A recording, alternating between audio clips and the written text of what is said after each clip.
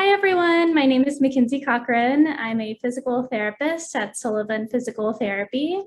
Today with us, we have Varian Hans, who's finishing up her 4-part summer webinar series. Varian, thank you so much for being with us. Thank you for having me. I'm always excited to do this with y'all. Yes, I'm excited for today's topic, only because I have so much experience with sunburns. I'm excited to learn lots of new things. Well, I'm excited to share about it. It's a topic that's close to my heart because I'm also very prone to sunburns. And so this has been an interesting experience over the years, at least for me personally. I remember being as a kid, like super prone to sunburns. And then as years have gone on and I've been eating a better diet, I don't tend to get burned quite as often, or it's harder for me. I have to spend like more time outside in the sun to get burned these days. So I've noticed a change. Yeah, I'm excited.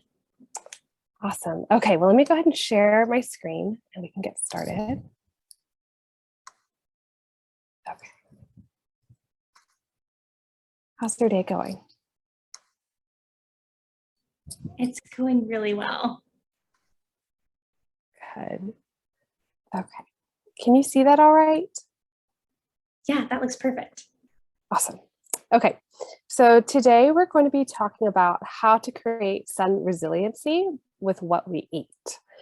So a little bit about me, I'm Varian Hans. I'm a nutritional therapy practitioner and founder of Varian Hans Nutrition. I'm based out of Georgetown. I have an office in Georgetown and Salado, but I do work with clients virtually.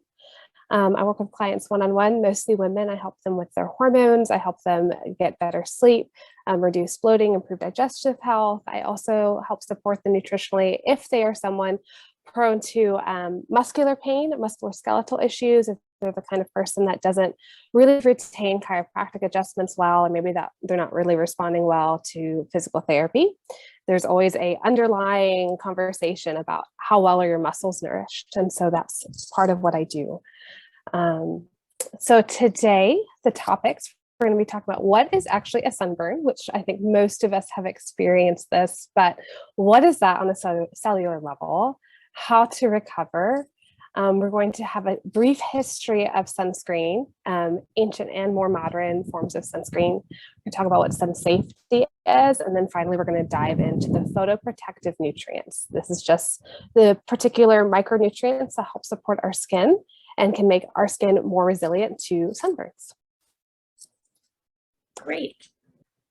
Just a disclaimer, none of this information is meant to be medical advice. Always just talk with your doctor first before you make any changes to your either nutrition or supplement routine before you dive off into any of the topics that we've discussed. So here's a picture of me.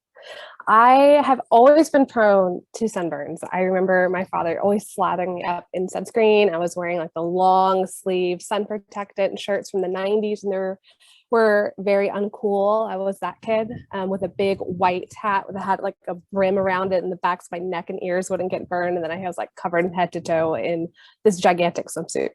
And so now.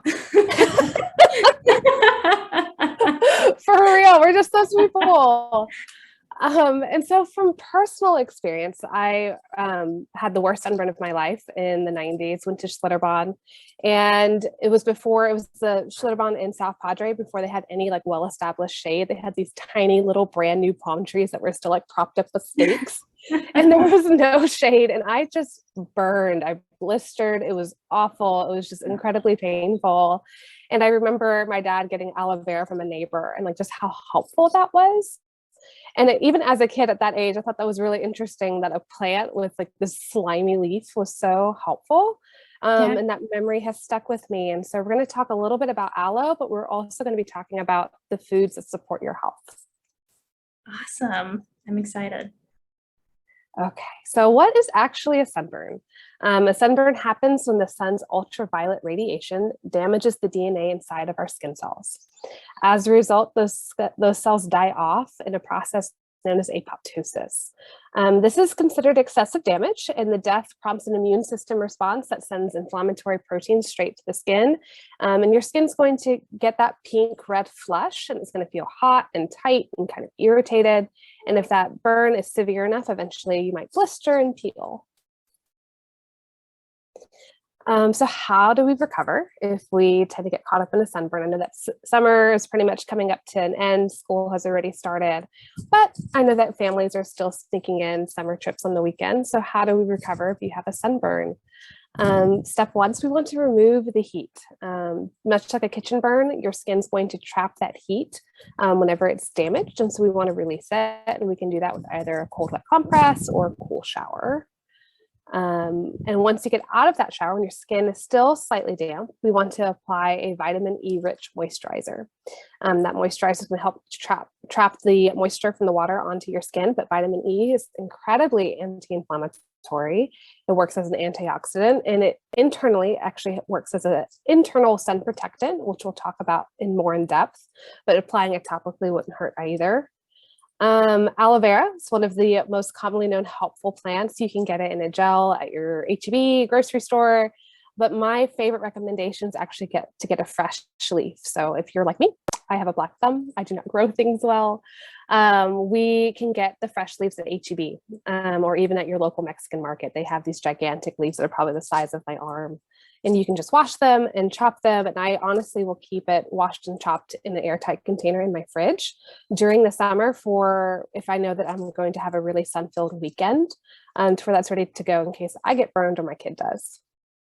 And prevention is the name of the game. This is where topical protection comes into play, and internal protection can be helpful as well.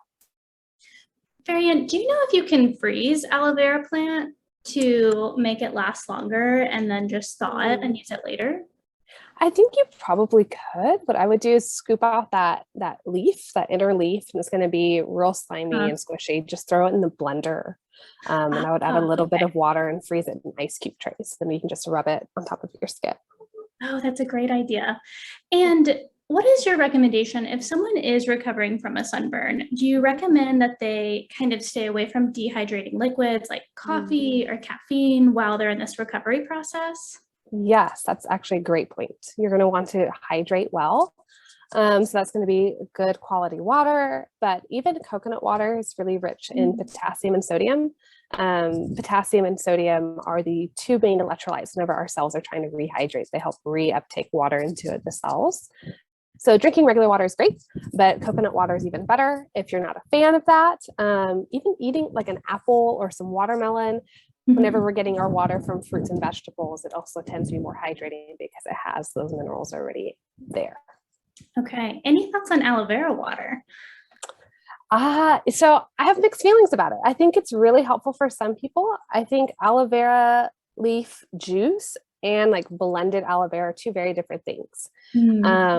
Aloe vera juice is fascinating. The fact that whenever you juice the plant, it's going to have a more concentrated amount. And I can't remember what compound it is. I feel like it starts the letter P. It's a mouthful, but it works as a diuretic and it can work as a laxative. And so aloe vera juice can have an opposite effect of what you want if you're trying to hydrate. It can be very helpful for people who are dealing with constipation and trying to manage it naturally. Aloe vera leaf juice is not a long-term solution, but it can be really helpful in the moment when you do need relief. But if you're adding a fresh aloe vera leaf to like a smoothie or something, that's a little bit different because you're getting the fiber that's naturally intact and you're not stripping it away from the juice. It still might have a laxative effect on sensitive individuals. But if you're trying to hydrate from the inside out, if you're trying to support your gut health, because aloe vera has been very helpful for a lot of people with leaky gut issues, gut inflammatory issues. My personal recommendation would be cactus. Cactus has the same soothing benefits of aloe vera without the laxative effect.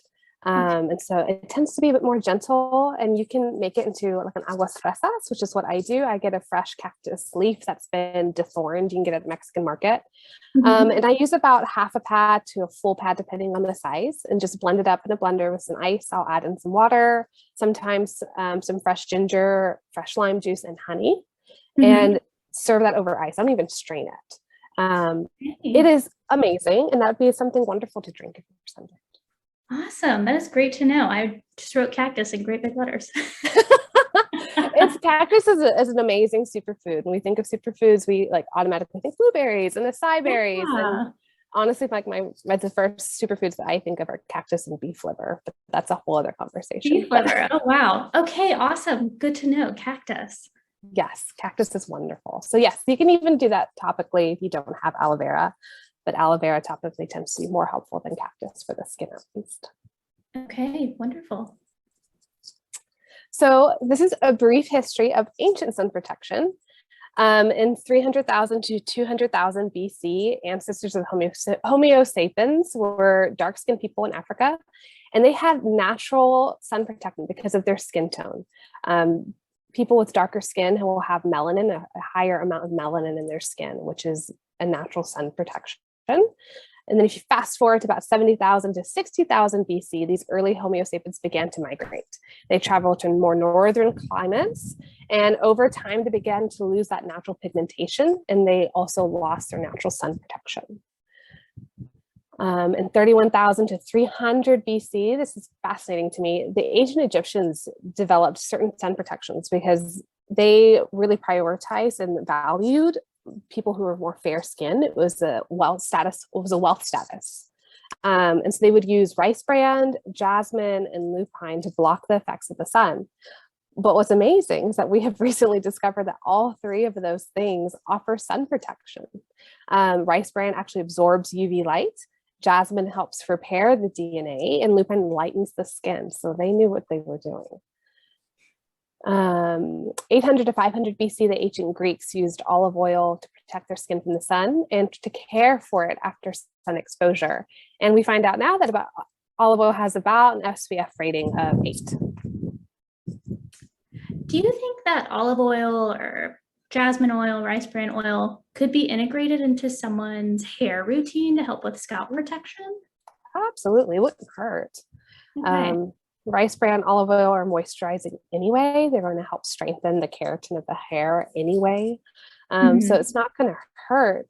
I do know that some sunscreen brands out there will incorporate some of those oils into their sunscreen, just to may as well. Why not? It's not going to hurt. So yeah, it's not going to hurt. Go for it. Okay, great.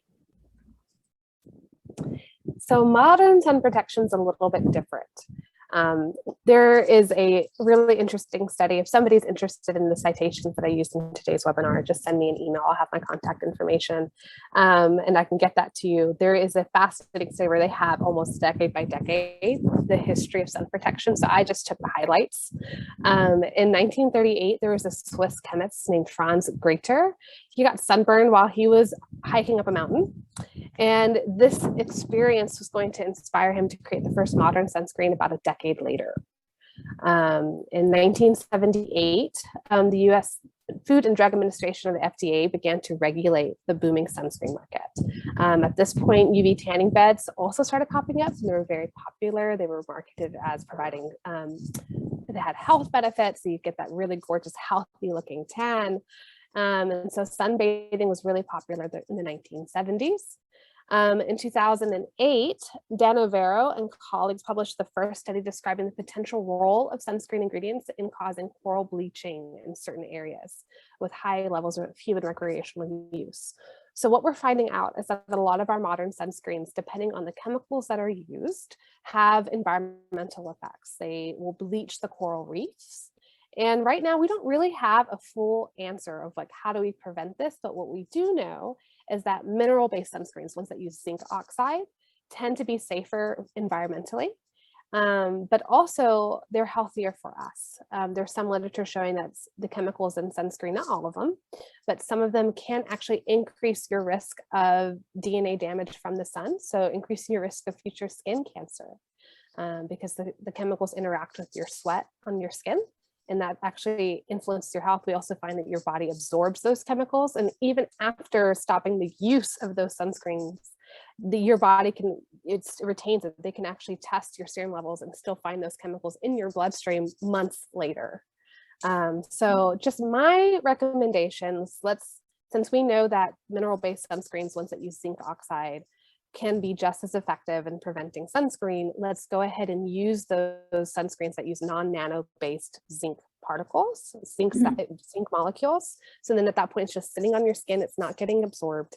There's some really wonderful brands that use great quality, like the olive oil and some rice bran and different things like that to help nourish the skin as well. And we're going to be avoiding the environmental impact as well. Is there a certain ingredient that we should kind of be on the lookout for that's common in these other harmful sunscreens? You know, I should have put it in this webinar. I had a list. What I can do is I can type that up and I can email it to you after this, and we can put it in the notes on YouTube. Okay, great. Yeah, it'll just be a little add-on. Perfect. In 2019, there's a company called Sunburn Alert. This is really interesting to me as a mom of a 6-year-old. They have these press-on stickers and wristbands that let you know when it's time to reapply your sunscreen. They change in color. And so it's helpful for someone like me as a mom, and I forget to sometimes reapply, or for myself.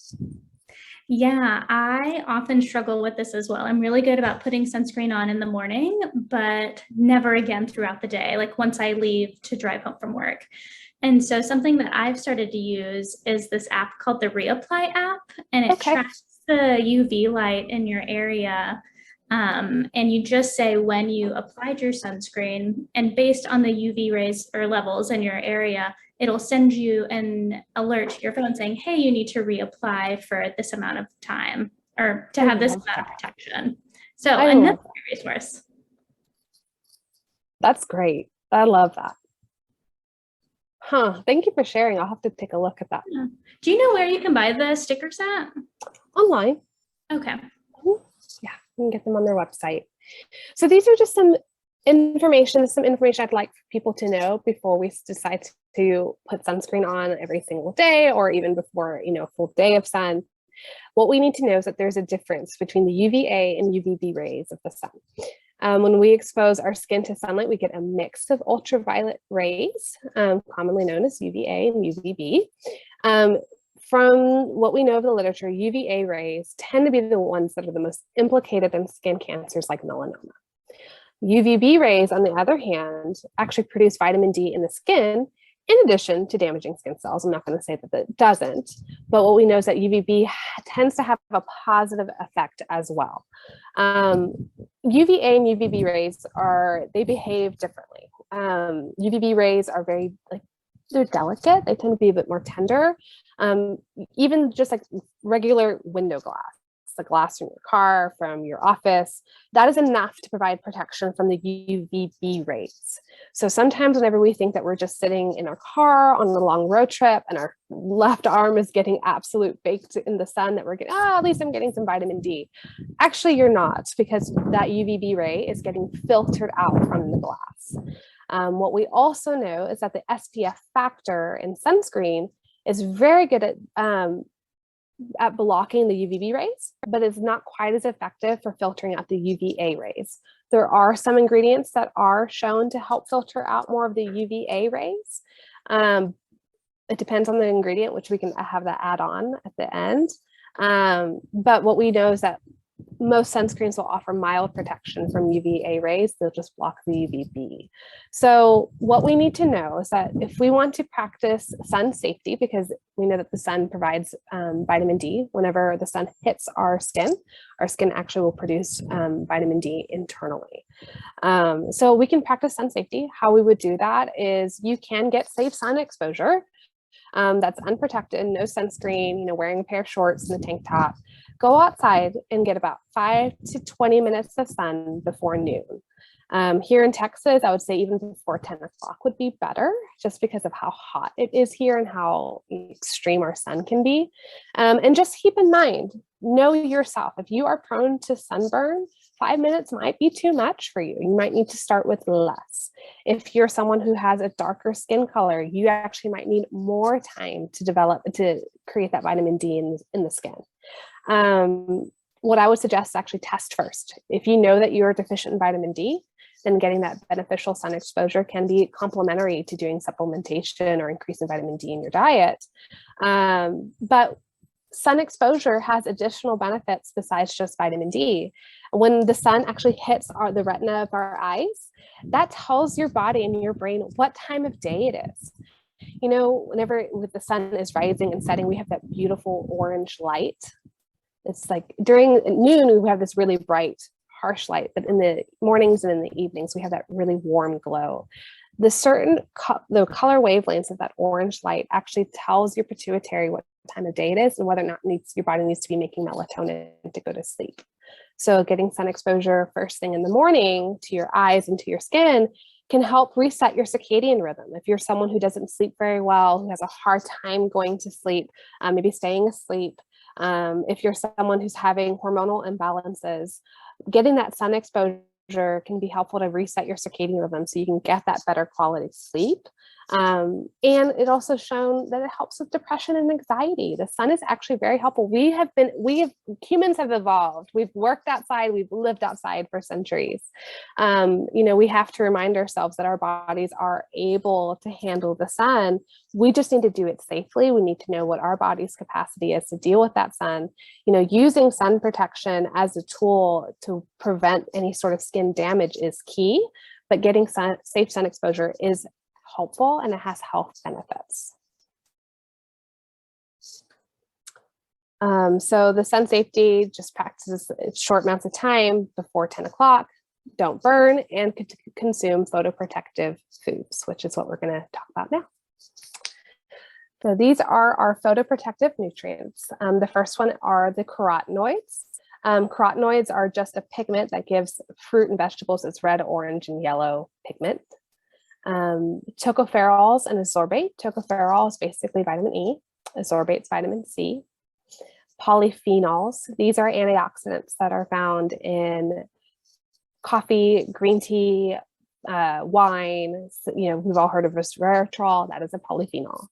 And finally, our N3 fatty acids or omega-3 fatty acids. So let's dive into these guys. So the carotenoids. They are a class of more than 750 naturally occurring pigments. These are richly colored molecules, and they are the sources of the yellow, orange, and red colors of many plants that we find, like carrots, tomatoes, and peppers. There was one study that had test subjects consume 40 grams of tomato paste, which is about 2.5 tablespoons of tomato paste daily. They did this for 10 weeks. Tomato paste is a great source of lycopene. Lycopene is the carotenoid that's only found in tomatoes. And what they found was that the carotenoid amounts increased not only in the skin, but also in the serum. And this significantly reduced the UV-induced damage or reddening of the skin. What they found was within 10 weeks of people increasing their tomato intake, specifically with tomato paste of just 2.5 tablespoons a day, they reduced the severity of their sunburn. That's so interesting. Do you think that it matters? So obviously the tomato paste is more processed than eating a tomato itself. Mm-hmm. Would you say the protective properties are the same if you eat a whole carrot versus putting that carrot in a smoothie? Do you think that the benefits will remain the same? Well, we know that lycopene is only found in tomatoes. Mm-hmm. And so that's not to say that the other carotenoids aren't helpful. We just know that lycopene in particular has an affinity for skin protection. Mm-hmm. The reason why tomato paste was used versus doing tomato juice or tomato sauce is because tomato paste is just so concentrated. They're cooking down a massive amount of tomatoes to make this really thick paste. And so that's how the lycopene gets concentrated. You can take a supplement. It was about 16 milligrams of lycopene, which isn't much. You can get that in a capsule if that's easier for you. But to answer your question about getting nutrient density from like a paste or a supplement or using the whole vegetable in the smoothie, the conversation would switch depending on what are you consuming? But then also, I really do enjoy using and recommending consuming food in its whole food form. And so tomato paste falls into that category. I mean, it's just a concentrated, just a way of cooking. You can make your own tomato paste at home if you happen to have a thriving tomato garden. And smoothies versus juicing. So the same thing, whenever you use a smoothie, you're preserving all of that fiber, while juicing, you strip that, which is fine. But just know that some things change whenever you juice, and the fact that you're concentrating certain nutrients, which is great if you're doing that for a very specific reason, but you're also losing that fiber, which can trigger a blood sugar response if you're someone who's prone to blood sugar spikes and dips. I don't know. Did I answer your question? I went off on a tangent. Okay. Yes, that does. Okay. So the tocopherols, this is the major form of vitamin E. They are considered our fat-soluble nutrients. So we have 4 fat-soluble vitamins. We have our vitamin D, vitamin A, D, E, and K. What this means is that for our body to absorb and utilize these 4 vitamins, we have to have fat present.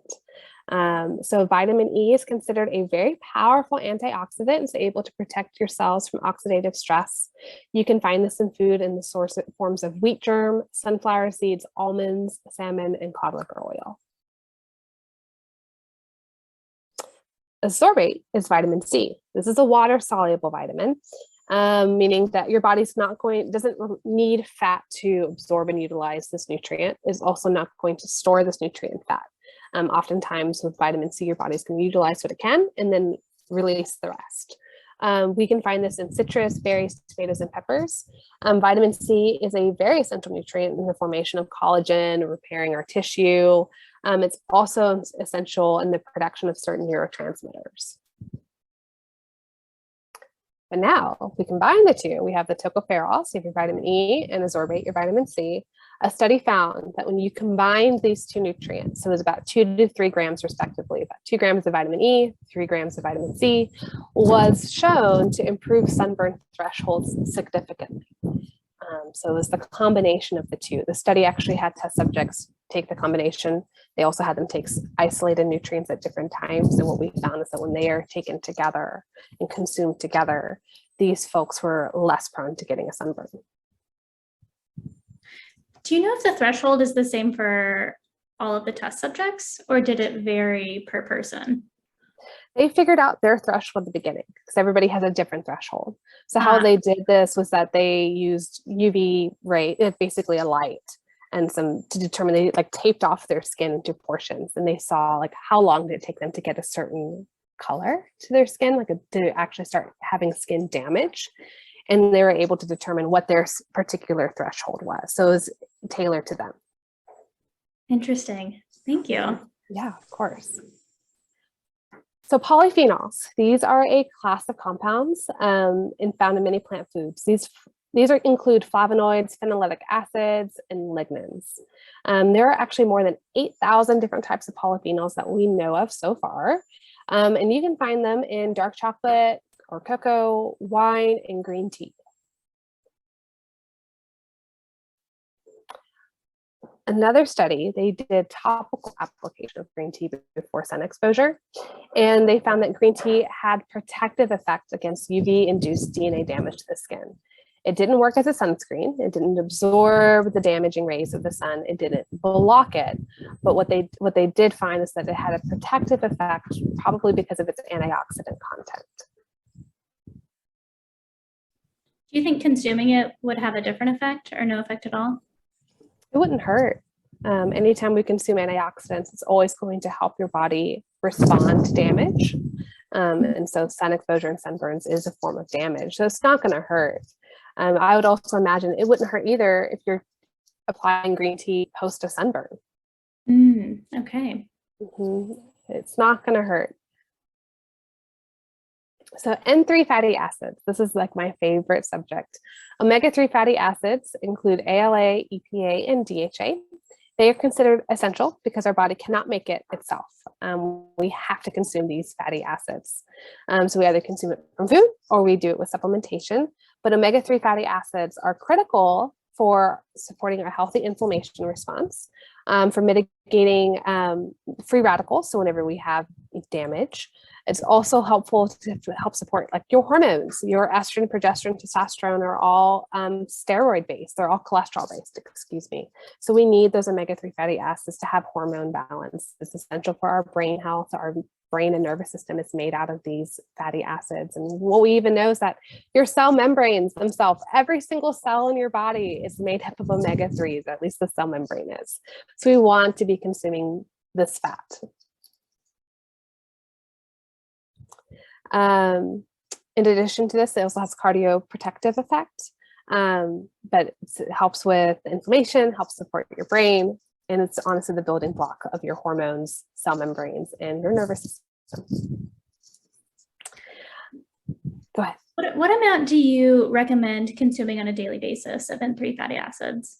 What kind of foods? I would suggest salmon, sardines, Hmm. tuna. That would be my first recommendation. You can get omega-3s from nuts and seeds. It's Hmm. not preferred because in the form that you're getting in those plant-based foods, your body actually has to convert it to its active form. And depending on the person, depending on if you have the actual micronutrients that are essential to create that conversion, you may not be converting it very effectively.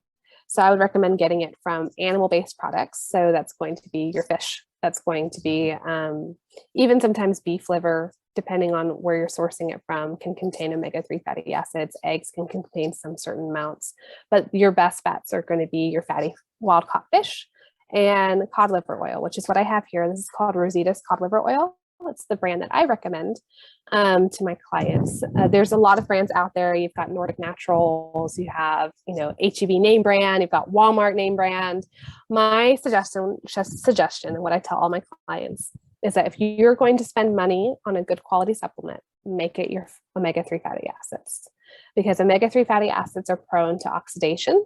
The oils themselves can oxidize just from light alone. It doesn't even require heat to oxidize. So it is really essential that you get a brand that has integrity. You want to make sure that they are processing it in a way to preserve the integrity of the oil itself.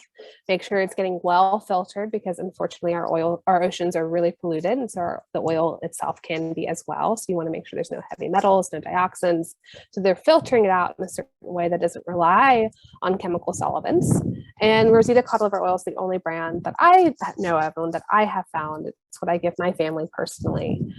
It's not rancid. Anyway, I'll talk about Rosita's here in just a second more. But what's really fascinating to me about omega-3 fatty acids is that consuming 10 grams a day for 6 months, which is a long time. People want to Amazon Prime their health, but if we do this for 6 months, omega-3 fatty acids had a great protective effect against the susceptibility of UVB-induced damage and epidermal lipid peroxidation, which meant, in a nutshell, that it helped prevent sunburns, but it also reduced the damaging effects of the UVB rays, which is what we know helps produce vitamin D in our skin. So it helps you get that safer sun exposure. And in my own personal opinion, consuming these omega-3 fatty acids was the game changer for me to not get sunburns every single summer. Do you think that if you're consuming these N3 fatty acids on a daily basis, right, and not for just the 10 weeks, that protective effect will continue to grow, or does it kind of level off? Great question. I don't think I have an answer for you. Okay. I would imagine that it would just continue to help. Would it say that you would never get a sunburn again? Probably not. But would it help you build that resiliency long term? I'd imagine so. Okay. If anything, it's going to be supporting all of the other benefits, the cardioprotective health, supporting your nervous system, the actual cellular integrity of your, each individual cell of the body. And those processes, and, supporting your hormones, because we know that your estrogen, progesterone, testosterone are all cholesterol based. That does take time. So I'd imagine the benefits would creep into the other areas of your life and not just sun. That makes sense. So Rosita's is it's really interesting. It's the only brand in the world that has a patent to where they're the only ones that process their oil without heat, and they don't use chemical solvents. All of the brands will either use one or the other, either heat or chemical solvents, or both. And so they prioritize how they catch their fish. It's wild caught. And I'm going to give you a discount code if you're interested to just share in the show notes or in the YouTube notes. And so if you're curious, Rosita's is great. If you want a discount, I'll make sure you get that code. And so the conversation about sun protection is, do we want to use dietary protection, or should we rely on topical? And it's really important for us to know is that they're actually complementary. We don't want them to be exclusive of each other. Using both and having both in your arsenal is important, because There we go. Internal photoprotection from the nutrients that we talked about, the polyphenols, the N3 fatty acids, all of that takes time.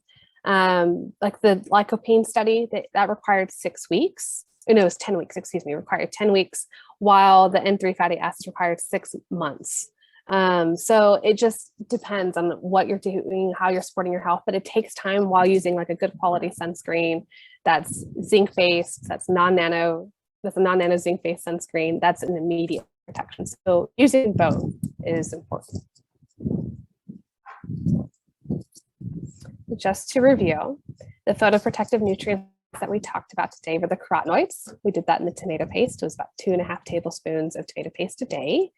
Tocopherols and the that was the combination of vitamin E and vitamin C. It was them together, not isolated. The polyphenols, using green tea topically before sun exposure, showed that it had protective effects against the sunburn. And finally, the N3 or omega-3 fatty acids in the source of cod liver oil. Is there any risk at consuming too much of one of these nutrient groups? That's a great question. The only ones I would be concerned about would be the fat-soluble nutrients. That's going to be the vitamin E, because anytime we consume our fat-soluble nutrients, vitamin A, D, E, or K, that does have a risk of toxicity. That's why it's important to get your vitamin D levels tested if you're supplementing with vitamin D. You don't want to go overboard if you're someone who is deficient and then you've been taking really high doses of supplementation. You've got to keep up with the testing. And the same would apply to the omega-3 fatty acids. It's a little bit different because omega-3 fatty acids are not the same as a fat-soluble nutrient. The fat-soluble nutrients can pose toxicity. Omega-3 fatty acids, on the other hand, depending on the person, the health concern, there's a lot of literature showing that high doses amount of omega-3 fatty acids short-term can be very helpful for specific conditions like autoimmunity. But too much of it can actually work as a blood thinner. So just keep in mind someone with cardiovascular issues, or if they have a history of taking blood thinners, fatty acid supplementation can be contraindicated. Okay, that's good to know. That's a good question. But the other ones, the carotenoids, the polyphenols, the only other risk would be the carotenoids. I don't know if you ever watched the Magic School Bus, where one of the little kids, I think Arnold, ate too much of I think they're like little carrot puff bites. Yes, and he turned orange. That is actually true. You can turn orange if you eat too many carotenoids. It has to be a lot, and it is temporary, but you can turn orange. Not the worst risk factor, but no, it means that you're eating a good amount. But yes, I wouldn't recommend turning orange. You can help it. But no, in a nutshell, I mean, you would have to take a lot of these things to these different nutrients to pose toxicity and risk. The main ones I'd be concerned about is definitely vitamin E, vitamin D supplementation, and just keep in mind what the contraindications are for omega-3s. Okay, great. Do you have any other questions for me? No, I think that's all I have. Awesome. Well, you can find me on my website, varianhans.com. My email is also hello@varianhans.com. If somebody has any questions, I'm always happy to discuss those with you. Great. Thank you so much for doing this series with us. I have learned so much throughout, and I'm so excited to integrate some of the things I've learned into my daily practice. Thank you. I really appreciate y'all having me. It's always a pleasure. I enjoy getting this information out there. I think people should know it. So it's just a joy to do that with y'all. So thank you. Of course, of course. Take care. Thank you, too. Have a good day. Bye. Thank you. You too. Bye-bye.